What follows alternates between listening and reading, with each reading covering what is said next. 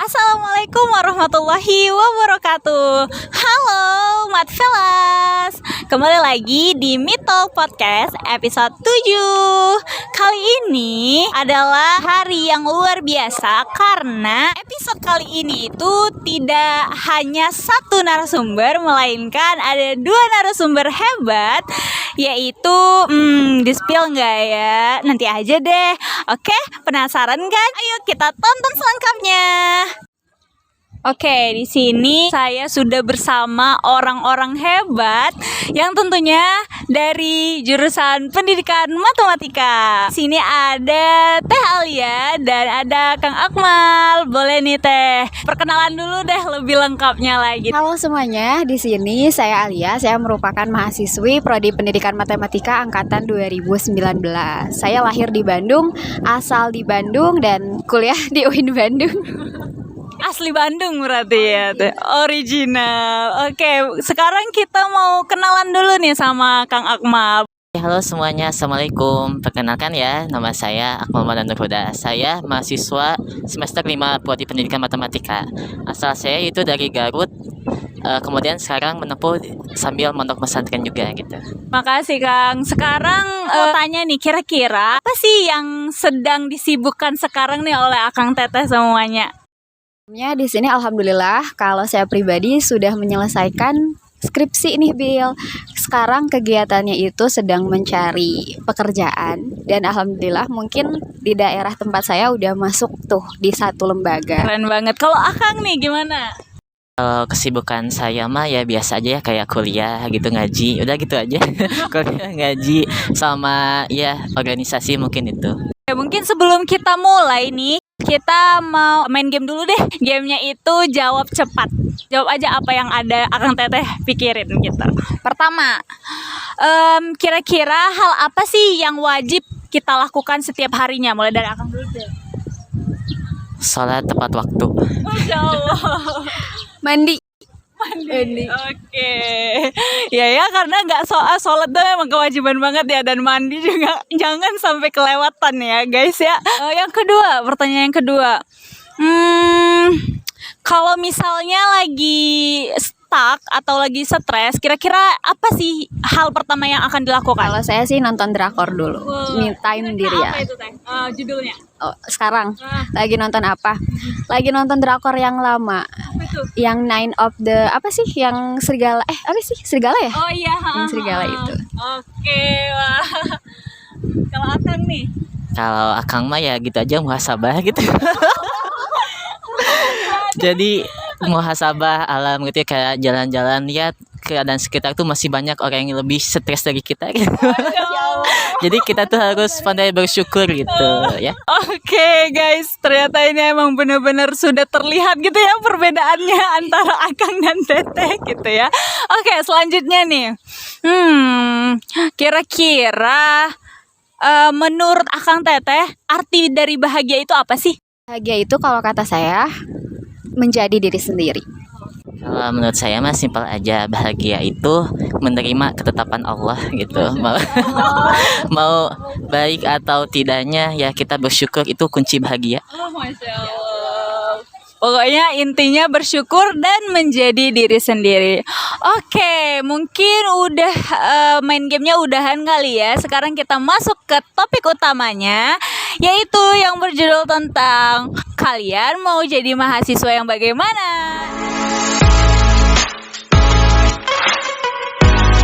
Mana dunia itu tempatnya ujian. Kalau misalkan kita tidak mau diuji ya kita ya meninggal. Nah, di sini kita ada dua orang narasumber hebat yang pastinya juga mereka mempunyai pengalaman yang luar biasa yang berbeda gitu. Oke, mungkin mulai aja Nabila mulai bertanya dulu tentang menurut Akang Teteh kira-kira mahasiswa itu apa sih definisinya? Oke, terima kasih. Kalau kata saya nih Bill, mahasiswa itu merupakan suatu bentuk level tertinggi dari seorang individu yang sedang menempuh proses pendidikannya. Kayak gitu. Oke, dari Akang. Kalau menurut Akang, mahasiswa itu ya kita terus belajar gitu ya. Jadi ketika kita sudah lulus SMA, kita tuh harus memiliki ilmu yang lebih daripada sekolah gitu. Jadi semakin terus belajar sampai ke perguruan tinggi gitu mungkin. Selanjutnya kan tadi kita udah tahu tuh definisi dari mahasiswa. Nah, sekarang apa sih yang ditujukan dari seorang mahasiswa itu?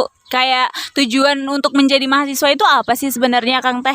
Kalau menurut Akang pribadi ya, tujuan mahasiswa tuh kita tuh belajar gitu ya, intinya belajar bagaimana menghadapi persoalan-persoalan yang akan datang gitu. Karena menjadi mahasiswa itu persoalan itu kan lebih tinggi ya itunya, sehingga ya kita ya belajar aja gitu ya kalau menurut Akang mah gitu. Jadi intinya ya belajar terus lah gitu. Kalau kata saya pribadi nih sih Bill, mahasiswa itu adalah proses di mana cara berpikir kita itu berubah. Cara kita menyikapi sesuatu, cara kita menghadapi sesuatu. Nah, disitulah peran peralihan dari masa-masa SMA nih, remaja yang kayak gitu menuju ke tahap sekarang mahasiswa.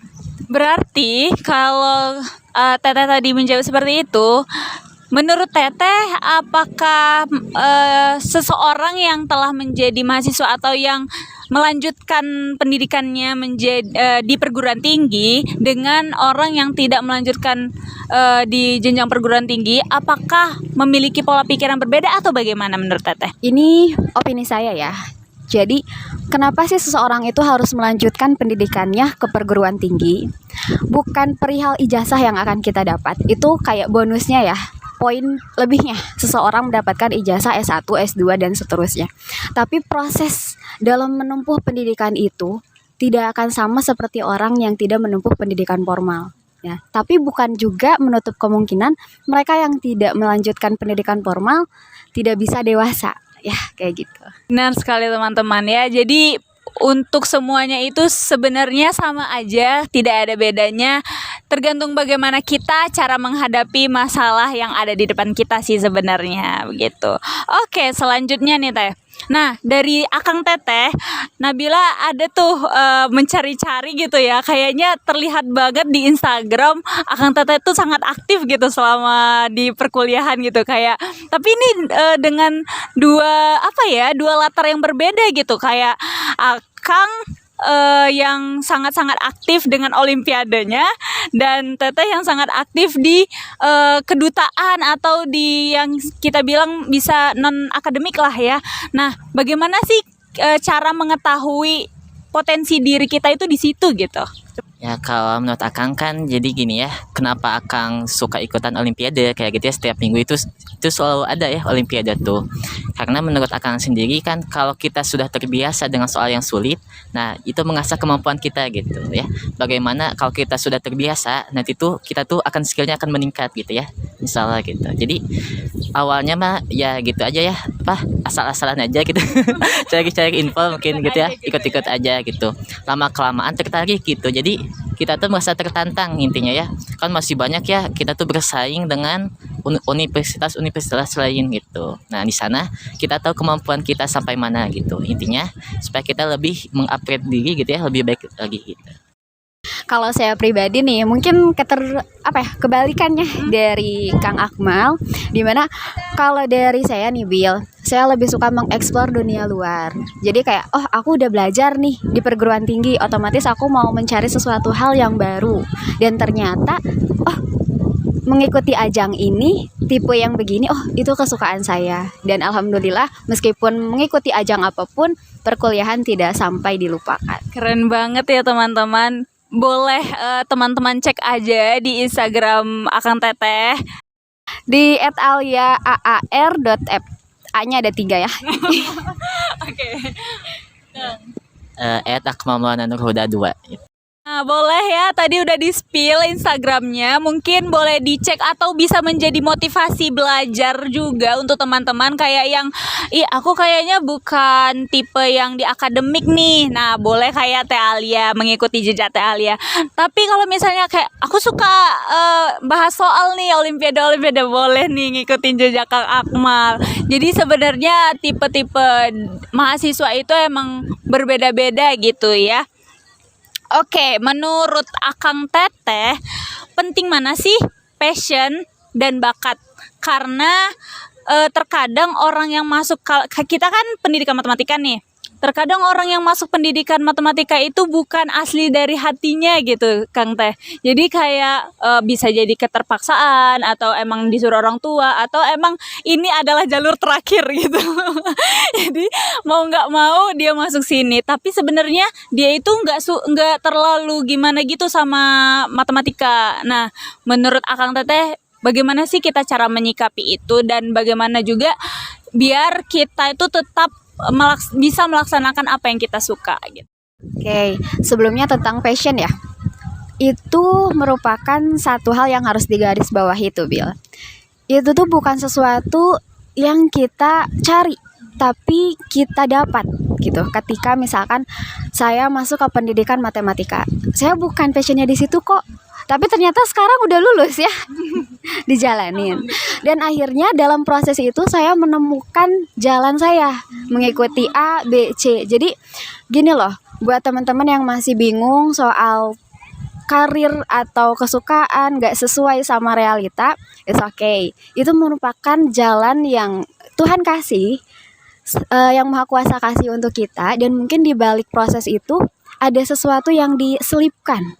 Saya mungkin gak akan ketemu sama Abil, saya gak mungkin ketemu sama teman-teman yang jauh luar biasa, saya gak akan mungkin ketemu sama ajang-ajang ini jika saya bukan di UIN, bukan di Prodi Pendidikan Matematik. Jadi untuk teman-teman silahkan jalani saja, syukuri takdir yang udah Allah kasih ini, dan jangan lupa berdoa supaya ada sesuatu yang bisa kita petik gitu. Luar biasa banget ya dari Teh Alia begitu. Oke, kita ingin mendengar nih bagaimana pendapat dari Kang Akmal. Kalau menurut saya pribadi ya, antara passion sama bakat. Kalau dulu juga saya pertama daftar tuh bukan dari Prodi Pendidikan Matematika ya, melainkan dari ilmu Al-Quran dan tafsir gitu. Ya, ya dan keduanya ke ilmu hadis gitu ya. Tapi ya takdir berkata lain mungkin ya. Pas saya istikharah kemudian bertanya dengan guru-guru, ketemulah di Prodi Pendidikan Matematika gitu. Ya saya jujur ya tidak menghafal atau gitu ya. Alhamdulillah tiba-tiba lolos gitu ya. Mungkin ini udah ketetapan gitu ya. Terus balik lagi, saya setuju dengan Teh Alia gitu. Mau misalkan ditempatkan di mana kita, ya kita jalani aja gitu. Mungkin itu yang terbaik buat diri kita gitu ya. Mau misalkan kita sesuai keinginan atau sesuai keinginan, jalanin dulu aja gitu. Misalkan nanti kalau dirasa kesusahan atau misalkan hal lainnya, boleh misalkan kita mencari yang lebih baik lagi mungkin gitu. Tapi untuk sekarang jalanin dulu aja gitu. Keren banget ya jawaban dari dua narasumber kita ini, sangat ini gitu ya. Karena jujur dari Nabila sendiri juga sebenarnya awalnya juga nggak pingin ke matematika gitu ya, ke pendidikan matematika. Pinginnya tuh kayak yang ada berbau-bau informatika. Tapi setelah dijalani kayak sekarang Nabila udah semester 3 nih. Nah ternyata kok ada matkul program komputer gitu. Jadinya kok ternyata di sini juga ada gitu. Jadi emang semua itu harus kita jalanin dulu guys. Baru kita tahu sebenarnya apa yang ada di dalamnya gitu. Oke, selanjutnya nih dari Akang Teteh kan banyak banget ya kegiatan gitu. Kayak Teteh ikut kedutaan. Boleh deh dari Teteh dulu. Saya sangat tertarik gitu ya untuk mendengar cerita dari Teteh, gimana sih kok banyak banget gitu kedutaan yang Teteh ikuti gitu. Dari yang pertama, teman-teman Matfellas, kalau boleh saya beritahu gitu ya, Teteh Alia ini merupakan putri favorit ya. Putri favorit pendidikan matematika tahun 2022 tahun 2022 teman-teman. Jadi boleh nih kita sharing-sharing sama Teh Alia bagaimana sih langkah awal untuk mengikuti kegiatan-kegiatan seperti itu. Sebelumnya makasih banyak nih. Tadinya nggak akan di-spill ya. Alhamdulillah. Justru pertanyaan yang ini tuh nyambung sama pertanyaan yang sebelumnya, Bil. Ketika kamu bilang karir, hobi, dan passion gitu. Saya nggak akan mengenal ajang-ajang ini jika bukan melalui Prodi Pendidikan Matematika. Kenapa bisa bilang kayak gitu? Awal saya ikut ajang-ajang seperti itu berasal dari putra-putri pendidikan matematik. Nah dari situ, ternyata saya punya keinginan lebih untuk mengeksplor dunia itu. Sehingga saya kebetulan kodarullahnya ketemu sama relasi yang menawarkan, nih di sini lagi ada event nih Al, coba deh katanya. Kayaknya kamu cocok deh. Kayak awalnya ragu nih sama diri sendiri kan, kayak waduh baru aja pertama kan di ajang putra putri terus masuk ke duta yang dari event luar ya, bukan dari prodi sendiri. Dari situ dicoba dan alhamdulillah ternyata masuk sebagai juara pertama. Alhamdulillah. Dan dari situ ada tugas selama 1 tahun. Di tahun berikutnya masih belum ada kepuasan. Ya kayak waduh, kayaknya aku masih harus bereksplor ya. Sifat manusia yang baik dong harusnya. Nah, makanya aku cari informasi yang jauh lebih banyak tentang ajang itu. Tapi di balik 1 tahun aku menjabat, di situ kita nambah skill dari public speakingnya, ilmunya dan lain-lainnya. Baru ikut ajang selanjutnya. Nah dari situ, alhamdulillah qadarullah lagi keluar lagi jadi juara 1. Alhamdulillah. Iya. Ditunggu ya programnya mau launching. Ya. Semoga sukses selalu untuk Teh Alia ya. Oke, sekarang saya juga penasaran nih sama Kak Akmal yang sangat-sangat begitu apa ya? Tertarik banget gitu di bidang olimpiade, walaupun tadi katanya awalnya gitu nggak mau pendidikan matematika, malah ke ilmu tafsir gitu ya, tapi sekarang ikut olimpiade apapun kayaknya menang gitu dari Akang, dari apa, dapat perunggu pernah, dapat silver pernah ya Kang ya, dapat emas apalagi udah sering banget kayaknya ini. Bagaimana sih kok bisa gitu? Ya, mungkin saya tuh awal dari kecil dulu ya. Awal dari kecil tuh udah suka matematika sebenarnya. Dari SD, SMP, SMA gitu ya. Alhamdulillah. Nah, ketika SMA, saya itu ikutan organisasi atau eskul mungkin ya. Eskulnya itu gabungan klub akademik ya gitu. Jadi gabungan klub akademik itu eskul yang menampung jumlah sains. Ada sains bahasa Inggris, sains biologi, sains fisika. Semuanya ada 8 gitu ya. Sains bahasa Arab, sains bahasa Inggris gitu ya. Alhamdulillah di sana juga saya jadi ketua umumnya, alhamdulillah gitu. Jadi ketika di sana saya tuh masuknya ke sains matematika gitu ya. Nah di sana itu tertarik, mulai gitu ya, di sana tuh suka ikutan olimpiade gitu ya, dari kelas 10, kelas 11, sampai kelas 12 sama teman saya gitu. Ya yang menariknya itu kayak gitu ya, yang lain belajar kita dispen gitu. Kita ya dari nah gitu. Jadi jujur sih saya juga jarang masuk ke kelas gitu ya, kadang walaupun bisa gitu ya, tapi ya belajar aja sama teman gitu, teman olim lain gitu. Nah di sana saya tuh alhamdulillah belum ya kalau misalkan juara mah, tapi setiap ajang ikutan gitu. Nah saya juga tertarik ke UIN tuh karena pernah olimpiade di sini juga gitu, udah ya 2 kali mungkin ya di sini. Alhamdulillah ya paling besar tingkat ke-10 waktu dulu gitu. Nah di sana ya tertarik ke UIN gitu. Nah ketika waktu ini kuliah gitu ya, nah iseng-iseng aja sebenarnya ya, kangen gitu, pengen olimpiade lagi gitu.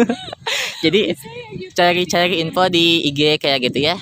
Jadi cari-cari ajang mana yang suka ngadain kayak gitu. Nah sebenarnya bukan target juara gitu ya, niatnya tuh ingin ya supaya kita tuh apa ya, lebih baik lagi gitu, mengetahui kualitas kita udah sampai mana. Misalkan kita tuh peringkatnya pernah ya, saya juga ratusan kayak gitu ya. Itu pernah ya pas pertama-tama gitu, tapi lama kelamaan alhamdulillah gitu, sering terbiasa dengan soal-soal mungkin kayak gitu ya. Nah alhamdulillah gitu, waktu kemarin ya dapat emas, alhamdulillah gitu. Oke, kita udah denger nih pengalaman yang hebat dari Akang Teteh nih. Nah, sekarang pingin tahu nggak sih apa aja yang harus kita lakukan atau harus kita biasakan untuk bisa menjadi Akang Teteh narasumber kita hari ini? Oke, kayaknya ini mengarah ke manajemen waktu ya. Iya, Ya. manajemen waktu dan kebiasaan mungkin ya, Teh. Oke, jujur saya pribadi bukan orang yang selalu menulis kayak to do list hari ini apa, 1 pekan kayak gimana. Saya tuh selalu memikirkannya, bikin mind mapping di pikiran, kayak misal, Li, besok kamu harus ngerjain ini yang pertama, ini jam segini, me time kamu waktunya 1 jam. Terserah mau di jam berapa, pokoknya me time kamu itu 1 jam. Dan itu harus konsisten dan komitmen gitu. Jujur saya juga masih belajar ya buat memegang mind mapping yang hanya ada di pikiran ini. Karena kalau ditulis kayak to-do list gitu, ya udah. Kalau saya nih ya, kayak udah tulis, sisanya nggak tahu, berantakan lagi gitu. Tapi kalau dengan pemikiran, mind mappingnya disimpan di otak langsung, itu kayak, oh sekarang kayaknya aku ngerjain ini dulu. Habis itu selesai, baru B, baru C. Oh me time-nya mau dinaikin deh, ntar malam nambah tugasnya. Gak apa-apa, kayak gitu sih.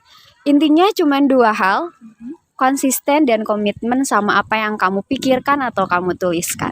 Kayak gitu. Intinya adalah konsisten dan komitmen. Itu ya guys ya, harus dipegang teguh. Nah sekarang kita pengen tahu nih kebiasaan atau apa yang harus kita pegang ke dalam diri kita nih Kang. Kalau dari akang mah simpel aja gitu ya. Yang pertama, jangan lupa sholat gitu.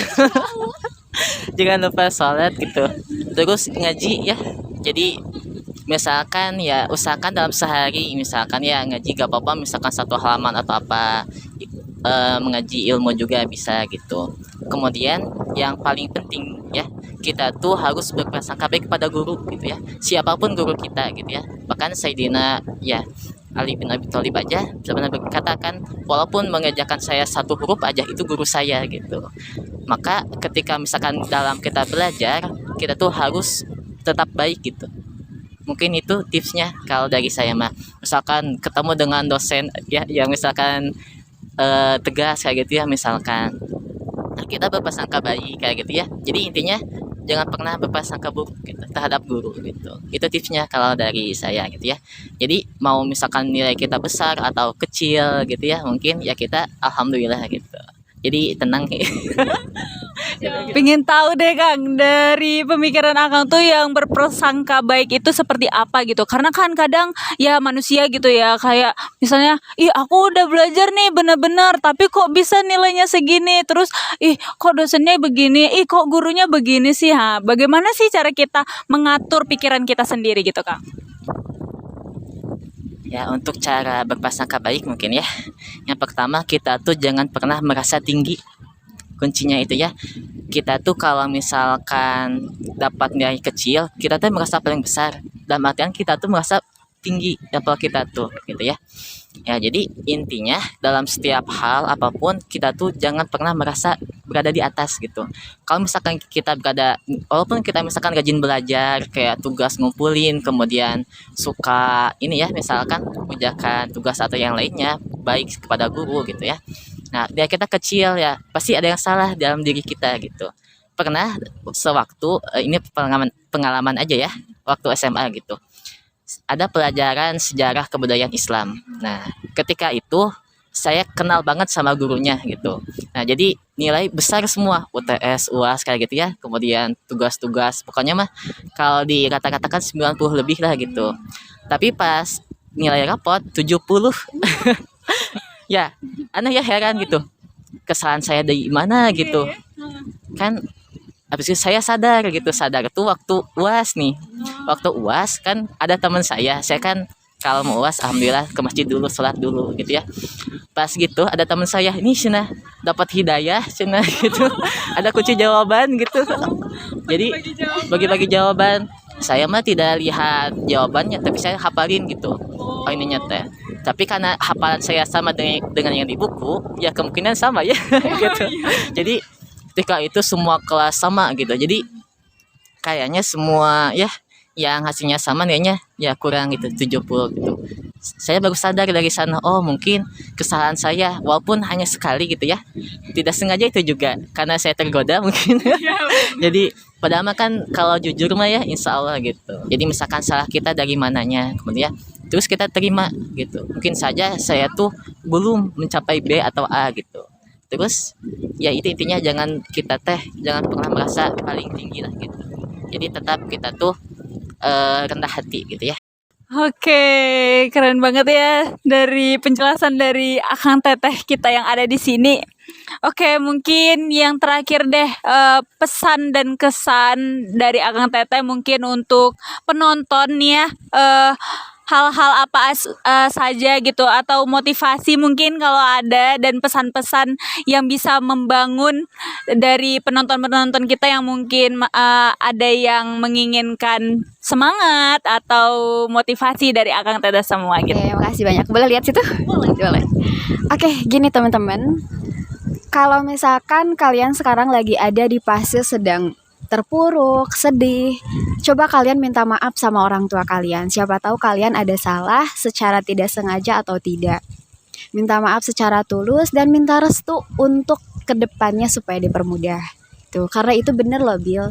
Waktu saya mengerjakan skripsi, mentok semua. Dan satu-satunya cara yang terpikirkan saat itu minta maaf. Minta maaf kalau nggak lulus tepat waktu. Ya, jadi kayak gitu. Yang pertama, minta maaf sama orang tua. Kedua, jika kamu sekarang sedang terpuruk juga dan kamu tidak punya tempat untuk bersandar, tidak punya pundak untuk mengeluh, kamu masih punya lantai untuk bersujud. Silahkan ceritakan semuanya pada Yang Maha Kuasa. Kemudian yang terakhir, silahkan pegang pesan ini. Tepat waktulah kamu dimanapun agar dunia bisa melihat kamu. Oke, terima kasih Teh. Dari Akang nih bagaimana? Kalau dari Akang pribadi mah jalan hidup itu rileks aja, santai aja gitu ya. Maupun misalkan kita ya ibaratnya teh masalah makin sini makin banyak gitu ya terasa gitu. Jadi jalanin aja karena kita hidup di dunia gitu ya. Dimana dunia itu tempatnya ujian. Kalau misalkan kita tidak mau diuji ya kita ya meninggal gitu ya. Astagfirullah. Ya Allah. Jadi intinya masalah itu tidak akan pernah selesai gitu ya. Habis masalah dunia, ada masalah nanti kita di alam barzah gimana, kemudian di akhirat itu gimana gitu ya. Maka dalam hidup ini jalanin aja gitu. Jadi apapun yang terjadi ya nikmati, syukuri, jalani, itu mungkin tipsnya kalau dari Akang ya. Jadi relax aja gitu. Kita misalkan mau jalan hidup orang itu kan berbeda-beda ya, sesuai dengan lingkungannya, mungkin kepribadiannya. Yang penting tetap dalam ya, intinya tetap dalam lindungan Allah lah gitu. Jadi dalam hal apapun libatkan Allah, mungkin gitu. Oke teman-teman, berakhir sudah sesi bincang-bincang kita bersama Teh Alia dengan Kang Akmal yang sudah luar biasa memberikan atau sharing-sharing tentang pengalamannya dan memberikan kita semua motivasi yang luar biasa. Dan yang bisa saya petik dari sesi percakapan kita hari ini gitu ya, dari bisa digabungkan, pokoknya intinya kita jangan lupa sama orang tua, apalagi sama Allah Subhanahu wa Ta'ala. Dan kalau misalnya kita ingin sukses, intinya pokoknya tadi kata Teh Alia, tepat waktulah dalam segala hal agar kita terlihat. Dan dari Akang juga pokoknya tenang aja gitu ya dalam menghadapi segala sesuatu. Insya Allah semua ada jalannya. Oke, mungkin segitu aja dari kita. Kurang dan lebihnya mohon maaf. See you.